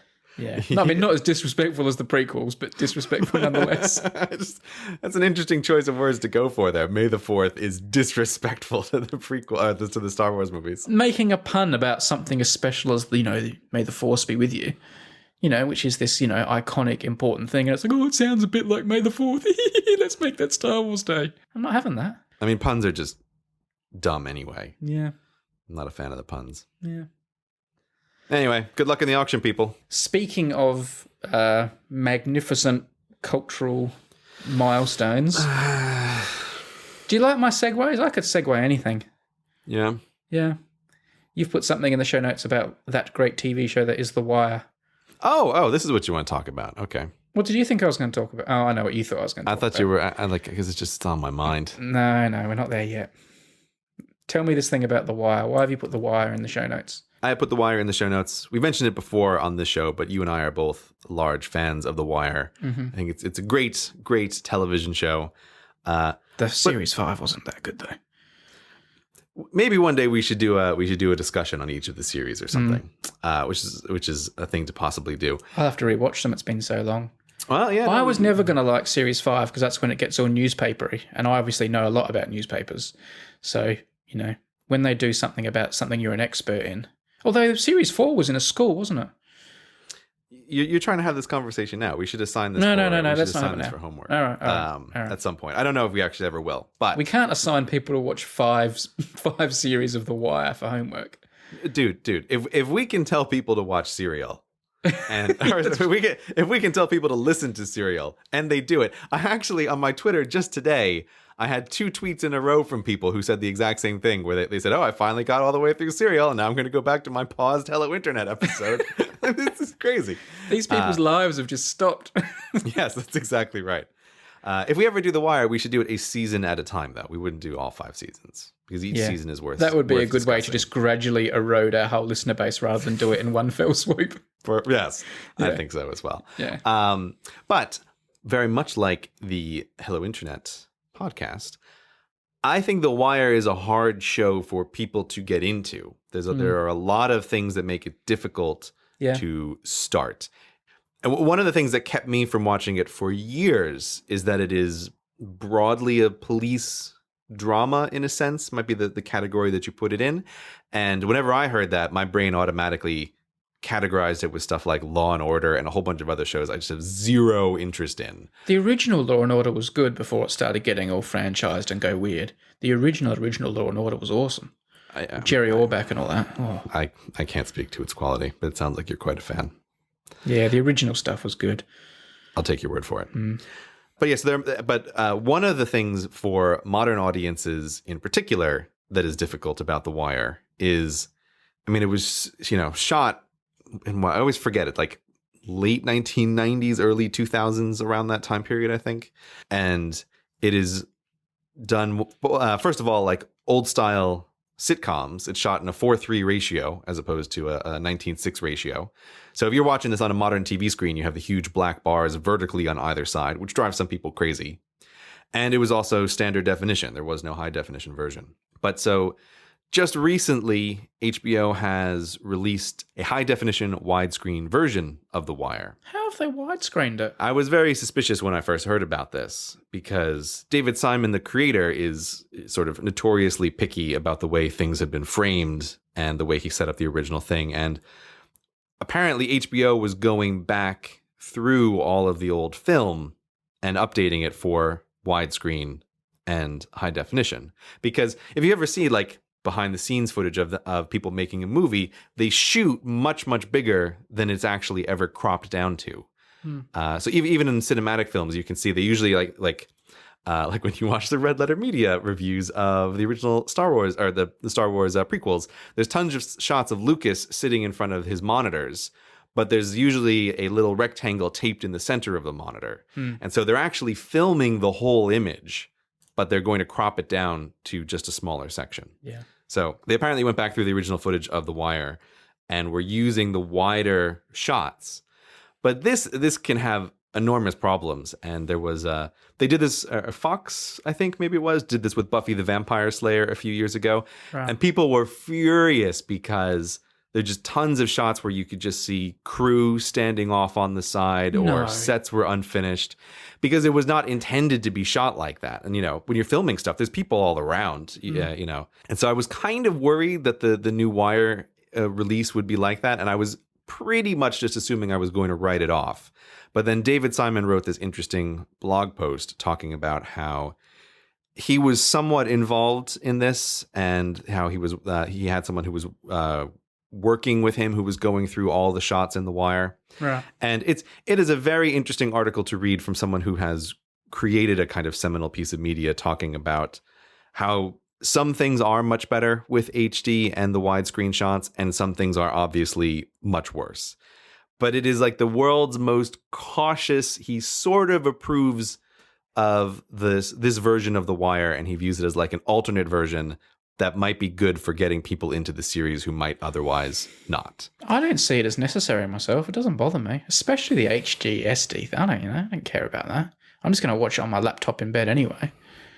Yeah, I was aware when I watched it the first time, when I felt terribly sick at a family reunion a few years ago and had nothing else to do, that the first few episodes, I felt like I did have a bit more resistance to it. And if it wasn't for the fact that I had nothing else to watch, I'm not sure I would have continued onward. So I just think the widescreen HD thing makes it easier for people. So if you are one of the people like I used to be who has heard everyone in the world talk about how good The Wire is and you have never watched it, the HD widescreen version might be a good place to start and to try that show out, because we both really like it and highly recommend it. Hello, Internet. This episode is brought to you by Squarespace. Squarespace is the easiest way to create a beautiful website, blog, or online store for you and your ideas. Squarespace features an elegant interface, beautiful templates, and incredible 24/7 customer support. It's simple, it's beautiful, it's powerful, and for only $8 a month, you'll also get a free domain name if you buy Squarespace for the year. They have responsive design, so your website looks great at any size, from a gigantic computer screen down to a tiny phone. They have Squarespace Commerce, so every website you create also comes with a free online store to help you sell your stuff. And they have cover pages, a feature that allows you to build a beautiful one-page outline presence in minutes. As you may know, Squarespace is what I personally use to run cgpgrey.com and this podcast that you're listening to right now, so I highly recommend it. You can start a trial today with no credit card required, and this lets you begin building your website immediately. So even if you're just thinking of starting a website, you can just go and play around with Squarespace just as it is, try out all the features, see what it's like, really kick the tires on the whole service, and you'll like them. When you decide to sign up for Squarespace, make sure to use the offer code HELLO to get 10% off your first purchase and to show your support for Hello Internet. As always, we want to thank Squarespace for their support of this show. Squarespace. Build it beautiful. Last episode, we talked about something we didn't have time to talk about, which you dubbed YouTube. I can't say this very well. I cannot say Half-Assery. Half-Assery. By the way, for all the people who think that's me swearing, okay, if that's me swearing, that's me swearing. I know we say that Brady doesn't swear. I have a list of words I don't say and a list of words I do say. And ass and ass are on the list of words I do say. So I have a question for you about this list. Mm-hmm. Not to derail us here, but something that occurred to me. So you don't say these words, and I totally respect that. Okay. Could you write the words? Would that be breaking the streak? How do you treat this? I have no policy on that. I don't write them. I never have written them, but let's say on the Reddit. Or on the internet like you do, you're getting into some huge argument and you want to call someone a sucking or whatever, right? Yeah, like you do on Reddit sometimes. Yeah, like you do. Would you feel comfortable writing those words? I mean, if the person really deeply deserved it. I would not do that. No. But, okay, would you think that you were breaking your streak, though? Is that why you wouldn't do it? Or you just... Probably, yeah. Okay. I was wondering, and I think it could take it both ways. That it does. Maybe it breaks the streak, maybe it doesn't. But you think it breaks the streak if you write it? Maybe, yeah. I just wouldn't do it. Okay. I wouldn't do it. Right. I'll have to bleep that. I think you'll be getting the beeps out there big time. Yeah. So what did you mean by YouTube Half-Assery? Did I say that right? Yeah. All right. Now I have to pull up my notes here. So if I've forgotten, I was all angry last week. It wasn't that long ago now, though. We're cheating a bit. We're recording this quite soon after. We're recording it soon, but it's still been a while since the last time we recorded that one, because it takes a while to actually produce the stuff. Yeah. Again, this is just like a very minor thing. Yeah. However... Well, it's not like it's been built up. Let's just crack on. Calm. I find that there are many things in YouTube which feel unfinished, might be the kindest way to put it. Yeah. But half-assed is really the way they feel to me very many times when I'm using it. It's a bit like someone was just trying to check the good enough tick box, and they got there and just left it. And like when I make the bed versus when my wife makes the bed. Sounds very likely. Yeah. Yes, sounds very likely. Yeah. So on my last video on the Lord of the Rings Part 2, and for a couple things I've been working on, I've decided, okay, I'm going to go all in on a new YouTube feature because this is obviously the thing that they want people to use. But this is the thing that has struck me as remarkably half-assed. And it is what YouTube is calling cards. I just remembered that you told me to go and look at it, and I haven't. I swear, I could feel you hesitating over something through my headphones. No, just as you started saying it, I realized I hadn't looked at it. I've seen the feature, obviously, but I've seen this thing that they want me to do, but I haven't even clicked on it. What is it? I haven't even clicked on it. Well, no, this is good because most people listening to this podcast, unlike you and I, don't actually make YouTube videos. Although I do use the back end of YouTube like you do. In this case, this is part of the back end I haven't used, so you can explain it to me, just like you're explaining it to everyone else. All right, well, I'm going to give the general explanation for everyone else first. So On YouTube at the moment, the feature many people may be familiar with are annotations. And so the way this works is this is when you're watching a video, it's some vlogger, and they're telling you about something. And they want you to go somewhere aside from this video. They want you to sign up for an email list. They want you to go check out somebody else's video, whatever it is. And they'll almost always say something like, click on my face and you can go see this other video that I've made on this new channel or whatever it is. So these are like hyperlinks on the video, basically. When you make a video, you can draw a rectangle on the screen and tell YouTube when somebody clicks within that rectangle, take them to location X. And as you said, it's a hyperlink. It's a link. Are we gonna talk about how rubbish that system is? Well, I mean, it is a terrible system. What do you want to complain about? I don't have anything about that in particular. Well, I just find it clunky to use, and it's like something from years and years ago on the internet. It's like, do you know what? This is what has made me think about it. And Audrey just broke into my office. This chihuahua literally just opened a door. I'm sorry. I'm a bit taken aback by it all. Sorry. She didn't use a lock-picking kit. You just left the door unhinged and she walked in. That's what you're saying. Yeah, pretty much. But I was it's a very unexpected appearance. She's broke so in. cute, and now I've got to kick her out. It's a bit overselling it. She's so cute, Gray. You are such a softie. You know she's cute. She is super cute. I can honestly say she's the cutest chihuahua I've ever seen.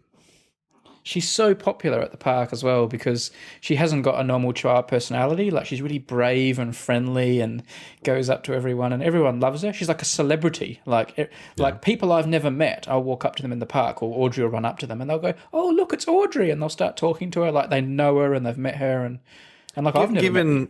Given how many times her YouTube videos have been watched, I think it is fair to say that she might be one of the most famous chihuahuas on the face of the earth. She might be, but she's also about to get kicked out of my office. So give me 3 seconds while I do that. Yeah, go grab the baseball bat.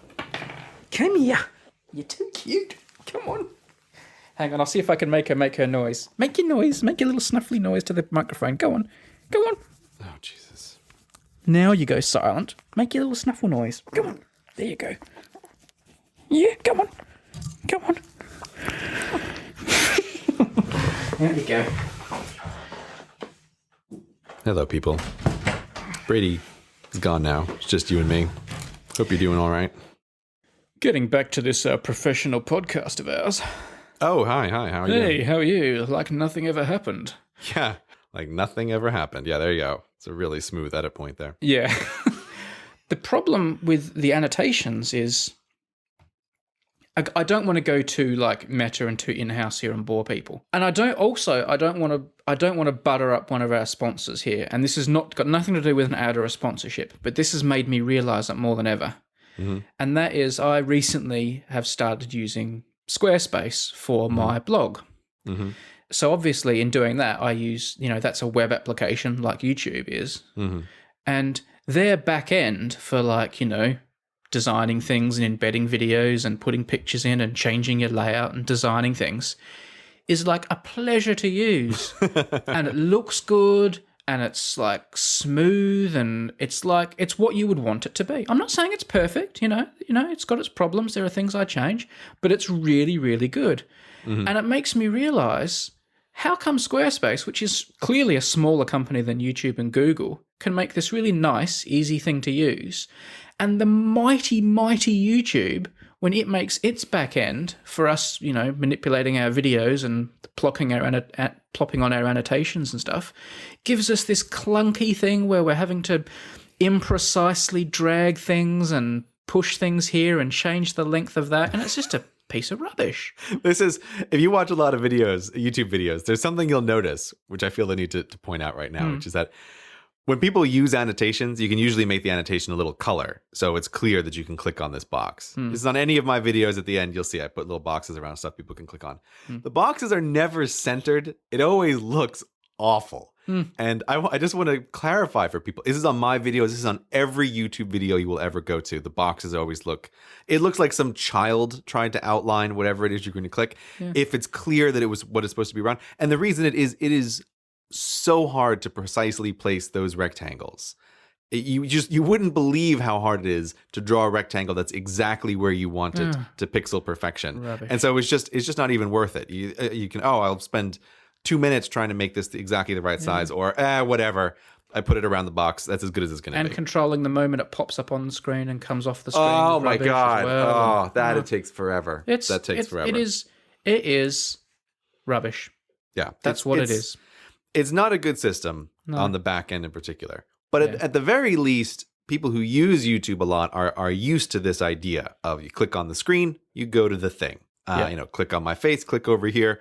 People are used to that. And I can see through my analytics, people really click on annotations. If there's something in my video and I say click over here, people click on it. Yeah. So at least it works better for the user, if not so great for us. But here's the thing that's been going on now for a few years is that annotations don't work on mobile devices. No. So if you're watching a video and someone says, click on my face on an iPad and you go to tap on their face, all you do is pause the video, right? Yeah. Nothing happens. There's no clicking here. And more people are watching, obviously, on mobile devices. That's really going through the roof. Yeah. So again, I'm not sure how much we can say about the data behind the scenes, but it is fair to say that the growth in mobile watching since I started YouTube 4 years ago is monstrous. I love how you say mobile, you American. Mobile. Mobile? Not mobile. This is one of these words I think I have forgotten how I say, All right. as we mentioned before. Anyway, so it's going through the roof. They can't click on the screen. Right. Problem. And again, YouTube has made it sort of clear through their actions and through some whispers that they were never going to make annotations work on iPhones and iPads, that this was just not going to happen. Who knows why? I'm happy to presume there's some technical reason why it's a huge pain in the butt and they can't do it. Whatever. I'll just take that as given. But so for a long time, it was just all quiet on the Western front of what's going to happen. Is there going to be something new? And then, I don't know, in the past few months, maybe, YouTube has started to roll out this feature called cards. Cards are what YouTube wants you to use instead of annotations going forward. Because the annotation system hasn't been updated since 1995, and the cards thing is new. What is it? I have no idea what it is. Actually, do you have your iPhone on you or anything? Yes, it's in my hand. Okay. Search for my Lord of the Rings Part 1 video on your iPhone. Yep, I'll bring it up. Hang on. CDP Grey. And you're in the YouTube app, right? No. I don't think I've got the YouTube app on my phone. You don't have the YouTube app on your phone? You're a professional YouTuber. You don't see how things look on the thing? Well, I know what a video looks like. I edit it. It looks like, it's pictures on a rectangle. You are so infuriating sometimes. I don't even think you mean to be infuriating, but you really are. I don't mean to be infuriating, but I don't have the YouTube app on my phone. Okay, so I'm going to just have to describe this for everybody then. Or wait for you to put it on. How about you describe it? If you are then watching a YouTube video in the YouTube app on your iPad or on your iPhone, or presumably on Android, but I haven't tested it on Android. I have no idea. You haven't tested it on Android? You call yourself a professional YouTuber? You have some of the strangest voices. What were you going for with that? That was my pompous lecturer telling off voice that you used on me before. Oh, I don't think I sounded anything like you. No, you don't. You pretty much just sounded like yourself. Yeah. Okay, so you're watching a video on YouTube on the app, and what happens now is that so there's no annotations, but there's a little I button, the letter I, that overlays on the screen. Mm-hmm. And what you can do is if you tap on it, it brings up a little picture of here is where a link goes. So, for example, when you're watching Lord of the Rings Part 2, in the very beginning, I wanted to say, if you've missed Part 1, tap on this thing. You can watch Part 1 first instead of watching Part 2. Mm-hmm. Normally, I would do that with an annotation. But I thought, okay, YouTube wants us to use cards. I'm going to use cards. They're just annotations with a slightly different mechanism and name. Sort of. But you really need to have looked at this thing. This is frustrating. I'm sorry. That's okay. Is it really okay? You keep telling me off about it. Well, I'm just. What happens if I watch your video on my phone anyway? Okay. Because no, here you're on the computer. Open up YouTube on your computer there. I was trying to think. I was trying to think what I could say that would frustrate you, but it didn't come into my brain quick enough. I was going to say, do you have a web browser on your computer? I know what you're trying to do over there. I don't have a web browser on my computer. Yeah, I knew you were reaching for something. Yeah, I do have a I knew web you browser. were reaching for something. Let me open up Internet Explorer here. That was good. I'm thinking, does Microsoft even make Internet Explorer for Mac anymore? I don't think they do. I think they don't know. stopped. So which one am I calling up? Your first Lord of the Rings video? Do the second Lord of the Rings one. Second one? Okay, yep. Yeah. It's, got to sit through an ad. Pre-roll ads. More dollars into the grey bank account. There you go. Yeah, I'm going to spend that billionth of a cent. Okay, oh, there it is. Okay, I see it. It actually looks nicer than an annotation. It looks a bit classier. So when you load up the video, because I put this right at the start, it kind of rolls across the top and it says suggested video, Lord of the Rings Part 1. Yeah. And you'll see there's a little I that stays in the corner. Yep. The letter I in a little circle. So if you click on that. Oh, yeah, that's nice. You see, so it opens up this little window and then you can click again and it'll take you to Lord of the Rings Part 1. So I can either click on the video or you're trying to funnel me away to your Patreon. I know I'm going to keep clicking on my videos and collect all the ad revenue. That's what I'm going to do. that's the whole podcast is going to set up for this. I think these are nicer than annotations. Okay, so they're probably not as useful, but they look better. Okay, so they are interesting. They are an interesting option, and I want to be really clear. I am not against cards because the annotation stuff is, quite frankly, in 2015 looks just ass ugly. There's no way around it. They look awful. So at least they're trying to make these cards look nicer and achieve the same functionality.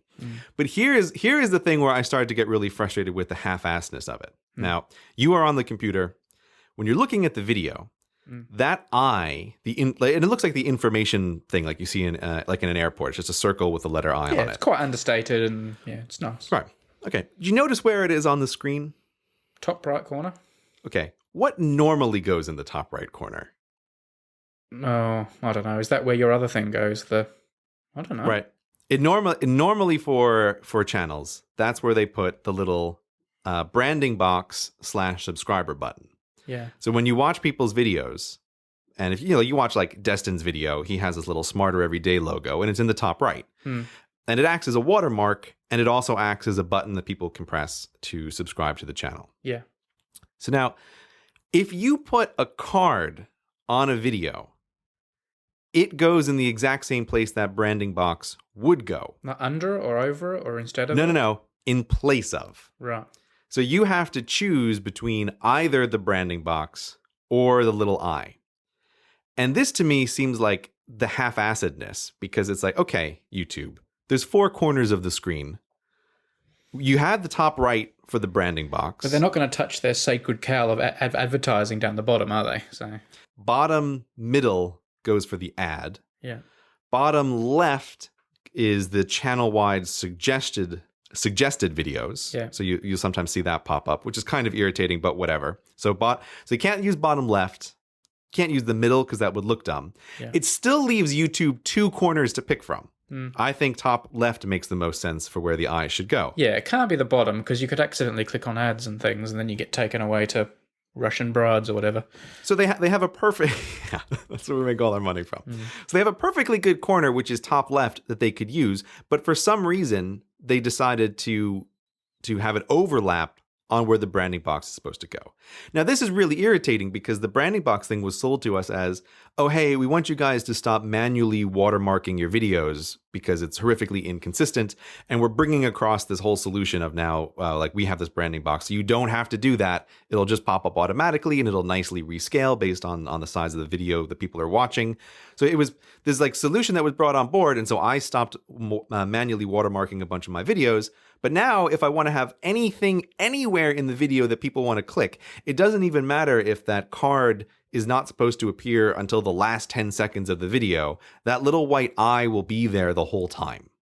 Oh, so this card, you can't control this card in terms of have different cards come up at different times, or we'll get to this in a moment, right? But for the moment, it just blocks in case anyone was still listening. Yeah, but it blocks the branding box. Now, okay, as if that wasn't half-assed enough, if you watch this exact same video on your iPad, they put the little eye in the top left-hand corner. Yeah. So it's not consistent between devices. And then the other thing that drives me crazy is on your computer, the little eye is in a circle. On your iPad or on your iPhone, they put the little eye on a pile of squares. They have a whole different icon, which is kind of vaguely falsely 3D for people to click. And it's like, okay, how many hundreds of people are working on this little eye thing? I'm going to bet not many. I'm going to bet this is a team of like 10 people working on cards.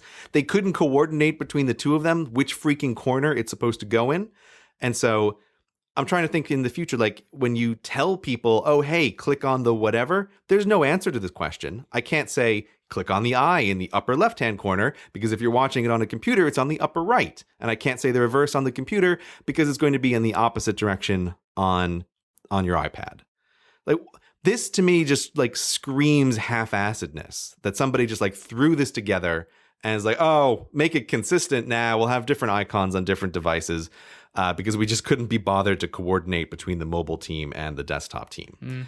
And then it's like, it doesn't sound like it's a huge problem, but it's really nice if you can tell people where to click, but you can't tell people where to click in the current situation. Like, please click in the right or the left, but you don't know what to say. Okay. Yeah. There is no way to say click on the left or click on the right.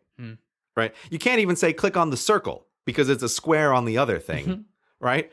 So the other thing is they can change these things too. So you could say click on the eye, and then tomorrow they could implement a site-wide change where they change it to a question mark or something. Yeah, and this is exactly you're screwed as well.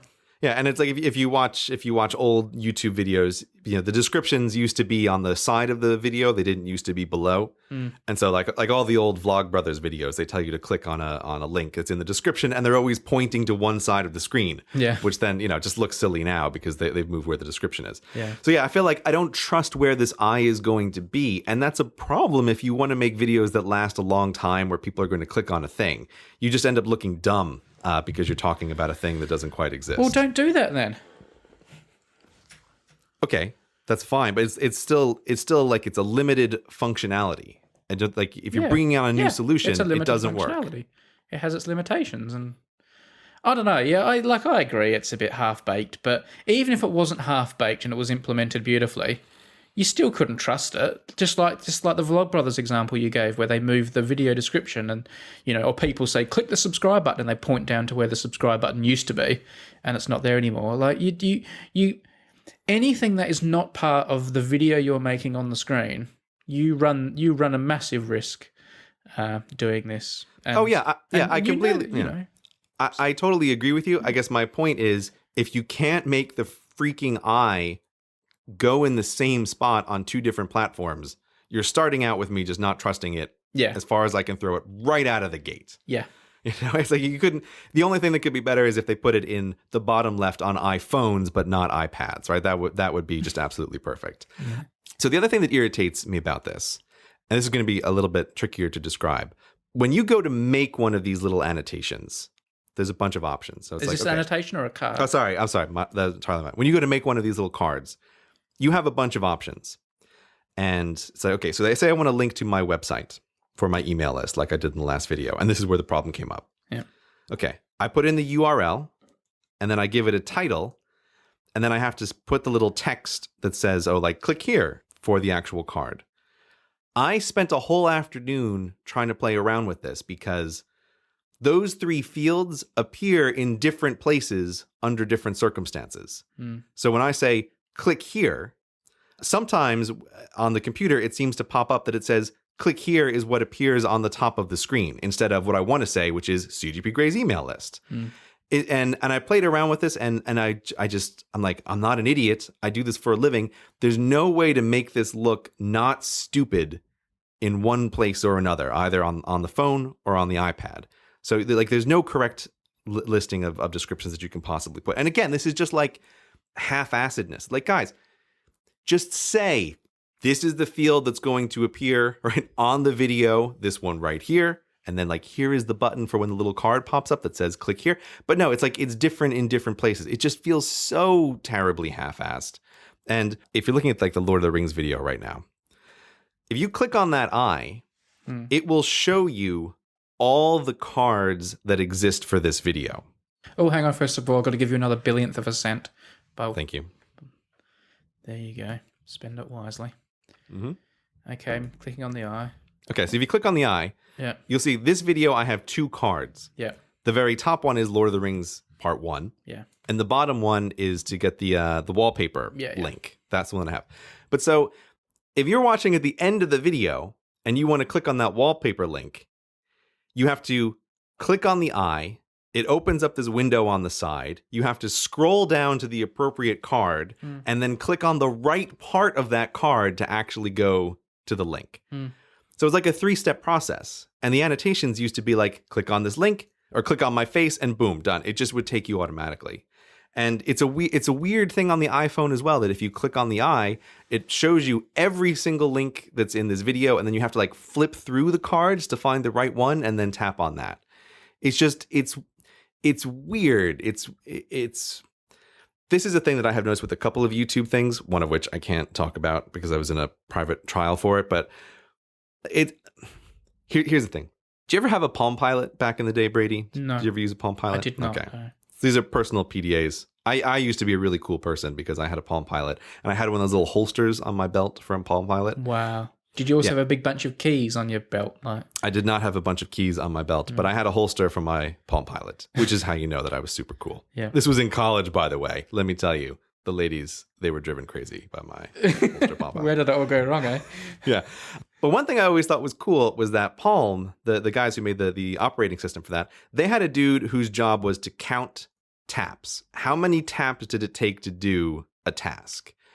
And his whole job was to try to eliminate the number of taps it took to do something like send an email or change a contact or whatever it is. I swear YouTube employs an anti-tap counter because there's so many things that they change and they make it into more clicks. Yeah. There's one thing I can do now in about 5 clicks, which they're bringing in a new system, and I counted it and I sent it to them an email. And it was something like, oh, it'll take 25 clicks on the new system. It is infuriating. I mean, the one thing that I can talk about is that they just changed the way, like if you want to upload captions to the video, like English language captions, I've already written a script for my video. I can upload that script to YouTube. It used to just be like a 3-click process, but now it's a 5-click process. Plus there's some bizarre reason I can't figure out. You have to wait for like a minute. It says, oh, we're processing the captions and then come back later and remember to publish it. That has caught me out on, I think, the past 3 of my videos. And I just think, what? It shouldn't, every time you change something, it shouldn't be more clicks and more time to get the same thing done. It's very frustrating. It's very frustrating. Yeah. I don't know, man. I don't know. I don't know what to say. I feel a bit sorry for the listeners. I feel like I can imagine listening to a podcast of 2 brain surgeons and they're going, oh, don't you hate the way that new, cauterizing laser scalpel sits funny in your right hand, and when you need to use it in your left hand, it doesn't. Like, it's pretty niche stuff, but this is the stuff that drives us crazy. And they do, and like, all the people I know at YouTube I really like, but I am sometimes baffled by some of the decisions they made. I mean, when we were at YouTube one time and we got to sit in a meeting with some of the technical people, some of the engineering people, and they were telling us some of their plans. And, they were asking our opinions on things. Just being nice, really. It's not like we were in there to call the shots. And and we would raise a few things with them that just seemed really obvious. And like, it's like, can you not see this is insane? Like, can you not see this as a problem? And it's like, but it's almost like, it's not like they hear it and go, oh yeah, you're right, that's a problem. They just kind of just look at you and then walk away and do it anyway. Like, and then it becomes a problem. I've spoken to a bunch of people who work at YouTube. Every one of them individually is very nice and is very concerned about video creators. And they're smart, obviously, Yeah, obviously, but like systemically, the group does something that none of the individuals might want to have happen, and like that's just the way that it works. There are some things that are just hugely frustrating, and I have this remarkably long list about things that I hate about these new cards and things that just don't work very well. You can't edit them if they're a URL, or if they're a link to a video. You just have to delete the whole thing and start over. You can't just change the link. There's just all of these little things about it that just scream half-assedness. But I have a more to broaden this out. Oh, wait, just one last second though. Yeah. Why are you using them if you don't like them so much? I'm not using them. Tell me why I should be using them. I don't know if you should be using them. I use them because I like to link to stuff in my videos. And yeah, but I do that with my annotations.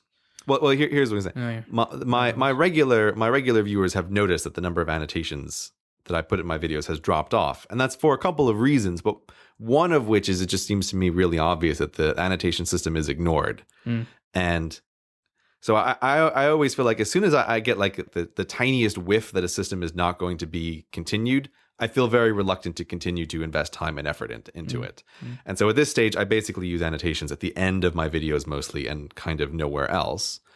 And then when the cards come on board, I feel like, well, I'm happy to go and work with this new system and try to figure out its limitations. And again, my mobile views are really high.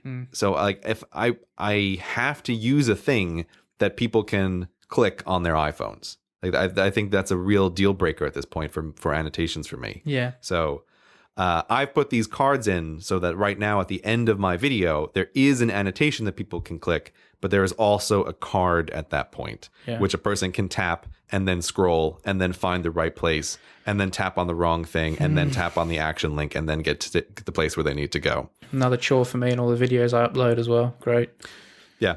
Well, I mean, I went back through and tried to add cards to a whole bunch of my old videos and then realized that because they do it in this confusing way, at this moment, I have a ton of videos with cards that just look ridiculously stupid because I did something in this backwards way, but I can guarantee you it was not my fault. But so there's tons of cards that pop up in my videos now that just say, click me, and there's no indication about what it is. And I feel so stupid. I hate that stuff, but it's hard to prioritize going back to fixing it. Yeah. But I have a slightly other example of half-assery, which you can stop me about here, but I think is more understandable. You know what? I don't think I could stop you now. Yeah, you can. Go on. YouTube ostensibly is a video platform. I mean, we know it's really a music platform, but people upload videos. And one of the things that has driven me crazy for years is, why can't you be as good as Netflix for watching videos? With respect to stuff that happens in order. Like Crash Course, which has courses that go in order. So Crash Course is doing world history. You want to watch those in order. Or Wheezy Waiter, who makes daily vlogs. His videos, he uploads every day. He has this enormous number of videos. You could have perfectly just then said, or periodic videos where they do all the elements in the periodic table in order. While you do all the elements in order, I don't think it's an integral part of the story. But if you're watching Wheezy Waiter videos, it really matters that you watch them in order. Yeah. You can't watch them in any order. Yeah. Whereas if I watch the video about tungsten first and then boron, I don't think it's going to be like, oh, I missed a development in the plot here. Right? Yeah. Where did this clone come from? Right? Whereas with Wheezy Waiter, it's helpful to watch them every day. And so this has blown my mind for years.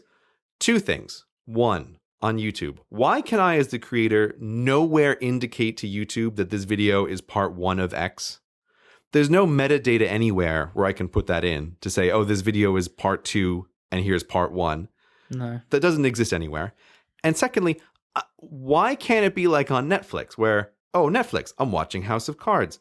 The next time I go back to Netflix and I click on House of Cards, it picks up from where I left off, mid-freaking episode, right? And then it will just play the next one. I don't understand. Why isn't there a place on YouTube where I can go and click a button and it takes me back to wherever I was in a sequential channel? Where did you leave off with Wheezy Waiter videos? We're just going to bring you right there and you can pick up where you left off. Oh, you were in the middle of Crash Course World History? Great. We're going to drop you off where you started and continue to move onward. It is astounding how bad YouTube is at sequential content. And I think anybody who's ever tried to watch a video on YouTube that says, part 1, and then you can see in the sidebar, it says part 2, part 7, part 6. Right? Oh, okay. Yeah. Well, when you get to part 2, there's no part 3 in the sidebar, and you have to spend a few minutes trying. Like, this shouldn't be a problem. The creator should be able to tell YouTube, here is the sequence of videos, but it just doesn't work like that. And YouTube, you know the answer to this, Gray. You know why this is the case. why, you tell me why this is the case. Because Netflix you've already paid for, right? They've already got your money. Mm-hmm. And they're all about just the pleasure of your experience.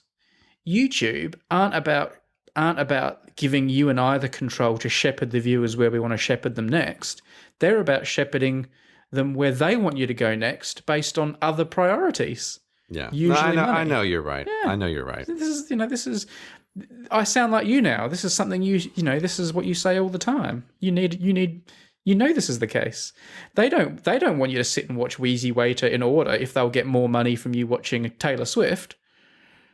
They're trying to push. It's a constant battle between you and I trying to push the viewer to what we think they should watch next, using our annotations and our cards and things as they're being ruined under our noses, versus YouTube using all of their pressure points to push people to go and watch the thing that's going to make them lots of money and suck you into the black hole of crappiness. Well, I do know what you're saying there. In some sense, I think YouTube is bad at both of these, because if you're watching videos on a channel, it will recommend in the sidebar overwhelmingly more videos from that channel. Yeah. I could almost believe your theory more if the sidebar was filled with nothing but videos that are obviously making them a whole bunch of money. Yeah. But it's like, oh, you're bad at both of these things. You could optimize for money better, but you don't. Instead, you're showing me a bunch of related things, but in the most unhelpful way ever. I mean, this is why I happen to be lucky that the kind of videos I make are like tailor-made for YouTube's algorithm, right? That there's going to be a bunch of thumbnails in the sidebar. They're all CGP Grey videos, and it doesn't matter at all what order you watch them in for the most part. Yeah. So like that's it works for me, but I find it just infuriating, and it's why, I mean, there are many reasons, but like my YouTube watching has gone down. And I remember particularly, like, I'm just trying to fight this system so hard to watch stuff in order. Yeah. And it's just fighting against me the whole way. I mean, of course, I don't need to tell you there are things like playlists and stuff like that, but they're half-assed as well. Well, yeah, but here's the thing with the playlists is I have tried to maintain a playlist of my videos in chronological order for people who do want to watch them in order. But this is a hard problem. And the playlists don't work very well either. And someone like Wheezy Waiter, I think, is hilarious, because I actually on Twitter a while back, I was like, just like somebody must have made a playlist somewhere of all the Wheezy Waiter videos in order. And it turns out he's uploaded so many videos that he's broken the limit of how many videos you can have in a playlist. I think it's 200. Yeah. I mean, I think he uploads 200 videos in a month. Yeah. You know, he's like you. And so then, even if you care about this stuff, there's all these arbitrary limits that are going to just be frustrating. And the playlist won't remember where you were. So, I've got to scroll back and try to vaguely remember what the heck episode I was on. Like, I know that you're right, but it is also frustrating that they're not even optimizing for the money, it seems like, clearly in the sidebar. It's like, just let me watch things in order. Remember where I was, but they won't ever do it. Do you have any half-assed complaints about YouTube? I've just been blathering on about stuff most people don't care about. You wanted to hype up this topic. It's your responsibility to make it awesome now. No, I was joking around, but you really have gone off on one. I don't know. I worry about how interesting this is to people listening to the podcast. This is why it's at the end. Yeah, but no, and two guys who make YouTube videos for a living, we kind of owe it to them to people to talk about this from time to time. So, yeah, there are lots of things that YouTube is just like difficult to deal with, and partly it's me because I'm a bit rubbish with computers as well, but I can't put annotations on my videos in Safari, but I can in Chrome. So I do all this work uploading a video and then I switch over to Chrome to put the annotations on at the end, and I still haven't figured out why. And I can. It's funny. I just realized it may very well be the case that it just doesn't work in Safari, because I do everything in Chrome as well, because I feel like it gives me a better shot at things working well than using Safari. Yeah. I don't even know if it does work. But there are reasons I have Safari and Chrome open constantly, and I have different things logged in different browsers, and so I do need to have, You have the whole fun of dealing with the million Google Plus accounts. Yeah, I mean, I have a ridiculous number of Google accounts, so there are lots of things. There are lots of things that frustrate me about using YouTube, but I don't know. I'm sure. I don't know. Could someone? I should go and use something like Vimeo and that. Not because it's a viable option for me, but just so that I can see how the others do it. Mm-hmm. So before I slag off YouTube, I can say the others do it better. Why can't YouTube do it? It is possible. I don't know if it's possible, but it's certainly not a pleasurable experience. I have used Vimeo a little bit a while ago, and remember thinking that even years ago, Vimeo was like, "Oh, this is just nicer." Vimeo has just the reverse business model, like we said before. It's more like Netflix. You pay Vimeo to use it, so it is in their best interest to make sure that from the creator's perspective, it's nice to use because that's where they're getting their money. I also wonder why YouTube can't look nicer, but like Vimeo does. But then I remember that's just a taste thing, and I look at sort of the T-shirts that young people wear or the way that they design things, and I think, well, that looks rubbish. So they probably like the garishness and messiness of YouTube, whereas I would like it to be more stripped back and just classier. It could even the logo. I mean, the logo of YouTube says it all, doesn't it? It's like it's not. It's iconic, but it's not classy. Yeah, you shouldn't have words in your logo, just like you shouldn't have words on your flag. No words on logos, no words on flags. I don't know. I find it really hard talking about YouTube on the podcast. Like, it's almost like any topic can come up, whether I expect it or not, and like all these things pop into my head and my brain starts going off like popcorn, and I want to say this and I want to say that, and I get all excited and have all these ideas. And then we start talking about YouTube, which should be the thing I have the most, it probably is the thing I have the most knowledge about, and I should have a lot of passion about it. I live on it every day. I spend way more time on YouTube than you.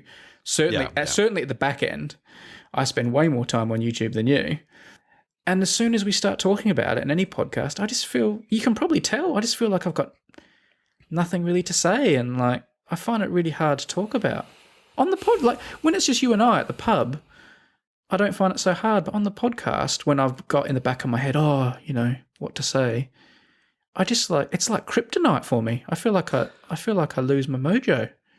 Yeah, I know exactly what you mean. And even as I was talking, I was thinking how boring I was.